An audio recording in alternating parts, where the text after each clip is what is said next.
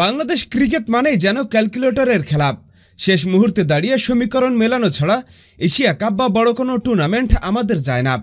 এবারও এশিয়া কাপের সুপার ফোরে উঠতে হলে শুধু মাঠে লড়াই করলেই হবে না, দরকার হবে কিছু বিশেষ সমীকরণ মেলানো। তবে আপনাদের জন্য সুখবর নিয়ে এসেছি, মাত্র একটি সমীকরণ মিলাতে পারলেই বাংলাদেশের সুপার ফোর নিশ্চিত হয়ে যাবে। তো চলুন বিস্তারিত দেখে নেওয়া যাক। বাংলাদেশের আর মাত্র একটা ম্যাচ বাকি রয়েছে। আগামীকাল তারা আফগানিস্তানের বিপক্ষে মাঠে নামবে। আর বাংলাদেশকে প্রথমত আফগানিস্তানকে 1 রানে হোক বা 1 উইকেটে যে কোনোভাবে হারাতেই হবে। রান রেট নিয়ে কোনো চিন্তাই করা যাবে না। এরপর বাংলাদেশকে আশা করতে হবে আফগানিস্তান যেন শ্রীলঙ্কার বিপক্ষে ম্যাচটা হেরে যায়। তাহলে কি হবে? শ্রীলঙ্কা, আফগানিস্তান, বাংলাদেশ এবং হংকংকে হারিয়ে 6 পয়েন্ট অর্জন করে তারা সুপার ফোরে জায়গা করে নেবে। অপরদিকে বাংলাদেশ হংকং এবং আফগানিস্তানের বিপক্ষে ম্যাচে জয়লাভ করে 4 পয়েন্ট অর্জন করবে এবং তারাও সুপার ফোরে জায়গা করে নেবে।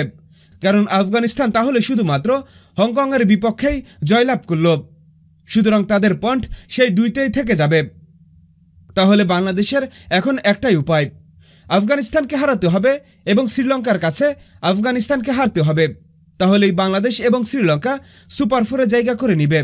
আর এর থেকে বড় সমীকরণ আর হতেই পারে না। হ্যাঁ দর্শক, আপনাদের বলছি, আপনাদের কি মনে হয় বাংলাদেশ কি পারবে এই একটি সমীকরণ মিলিয়ে সুপার ফোরে জায়গা করে নিতে?